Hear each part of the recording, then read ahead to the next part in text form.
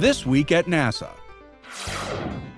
Hey guys. President Obama spoke with the crews of Space Shuttle Endeavour and the International Space Station from the Roosevelt Room of the White House. I think I speak for all the young people here and everybody back home, how proud we are of you, how excited we are about the work that's being done on the space station, and how committed we are to continuing human space exploration in the future. The president discussed their missions with Commanders George Zamka and Jeff Williams and their respective STS-130 and Expedition 22 crew members. Well, thank you very much, Mr. President. It is a large team effort. In front of you, you have the joint crew of Endeavour and the space station, and we are the ones that are fortunate enough to be able to accomplish this great mission together in space. But there are many thousands of people around the world that gave the best of themselves over many years in order to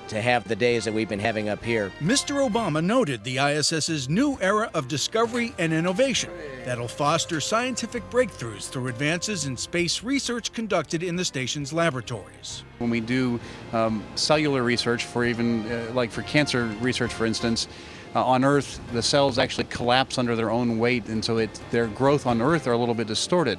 Here, without the gravity effect, we can grow cells very purely and understand the mechanisms by which that they are replicating. The president also took special interest in the station's new cupola, the 7-windowed observation deck. Delivered and installed on the ISS by Space Shuttle Endeavour's crew, will host a robotics workstation and has the best view humans in space have ever had of Earth and the stars. The amazing work that's being done on the International Space Station,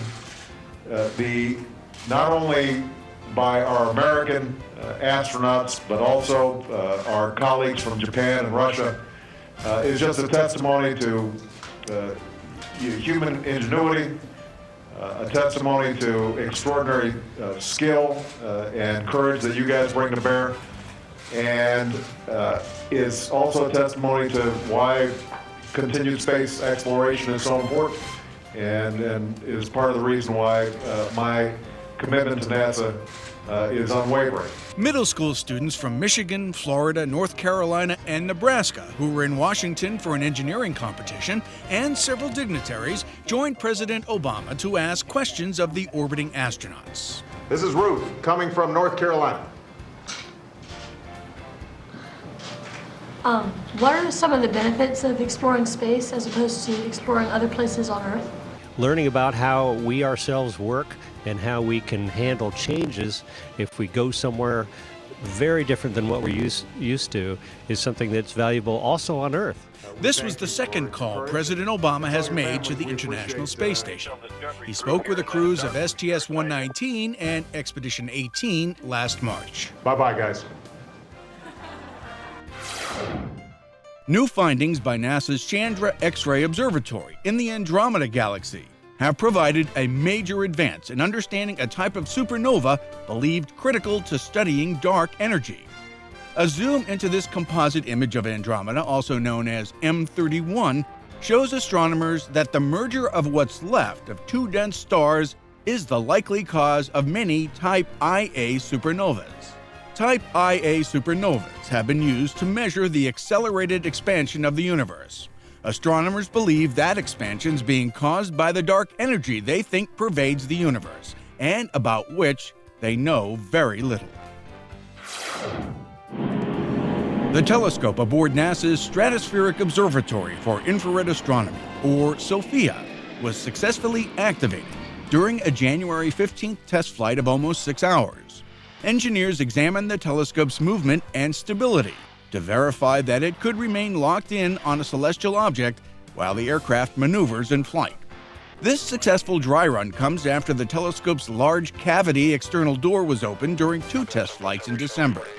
These developments paved the way for SOFIA to begin astronomy missions as early as this spring. A new NASA website can help our future explorers and leaders better understand the hows and whys of climate change and what they can do to make our planet more habitable. Called Climate Kids, the new website is the latest companion to NASA's award-winning Global Climate Change website. and new techniques. Aimed at students in grades 4 through 6, the multimedia-rich site uses age-appropriate language, games, and humorous illustrations and animations to help break down and understand an important topic most adults find difficult to grasp. Kinda far south for a polar bear, ain't ya? You don't say. Look, my habitat is shrinking, and I obviously fell asleep on the wrong iceberg. What'd you say? Climate Kids can be found at http://climate.nasa.gov/kids. Godspeed, John Glenn. 48 years ago, Mercury astronaut John Glenn became the first American to orbit the Earth when an Atlas rocket successfully carried his Friendship 7 capsule into space. Roger, 0G, and I feel fine. Glenn completed 3 orbits to usher in a new era of space travel Oh, that view is tremendous. that eventually led to Apollo